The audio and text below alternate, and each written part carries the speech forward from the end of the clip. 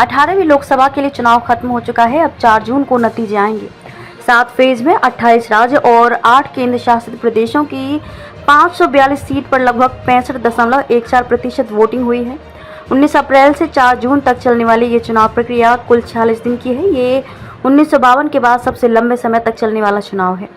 1952 में चुनावी प्रक्रिया 4 महीने तक चली थी। वहीं 1980 में सिर्फ 4 दिन में चुनाव हो गए थे। वहीं 2019 के चुनाव 39 दिन में पूरा हो गया था। इस बार के चुनावी मैदान में प्रधानमंत्री नरेंद्र मोदी, 43 केंद्रीय मंत्री, 12 पूर्व मुख्यमंत्री, 8 फिल्मी सितारे और 2 पूर्व क्रिकेटर थे।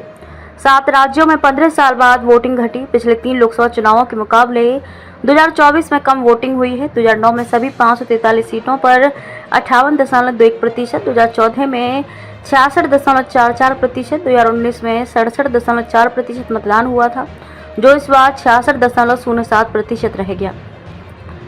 इस बार जिन राज्यों मध्य प्रदेश, राजस्थान, गुजरात में और इंडिया में एक तरफा मुकाबला माना जा रहा है, वहाँ वोटिंग प्रतिशत में 4 से 5% तक की गिरावट आई है। सबसे ज़्यादा सीटों वाले राज्यों यूपी, बिहार, बंगाल में 15 साल में पहली बार वोटिंग प्रतिशत घटा है। हालांकि महाराष्ट्र में पिछले 3 चुनाव में वोटिंग प्रतिशत बढ़ा है। 2019 और 2024 में हुए 7 फेज के वोटर आउट की तुलना लोकसभा चुनाव 2019 में भी 7 चरण में चुनाव हुए थे, लेकिन 2024 के 7 में से 5 चरणों में पिछली बार की तुलना में वोटिंग 4% तक घटी है। जिन 2 चरणों में वोटिंग प्रतिशत बढ़ा है, वहाँ 1% से कम का अंतर है। दूसरा चरण 26 अप्रैल लोकसभा के सेकेंड फेज में 13 राज्यों और केंद्र शासित प्रदेशों की 88 सीटों पर वोटिंग हुई।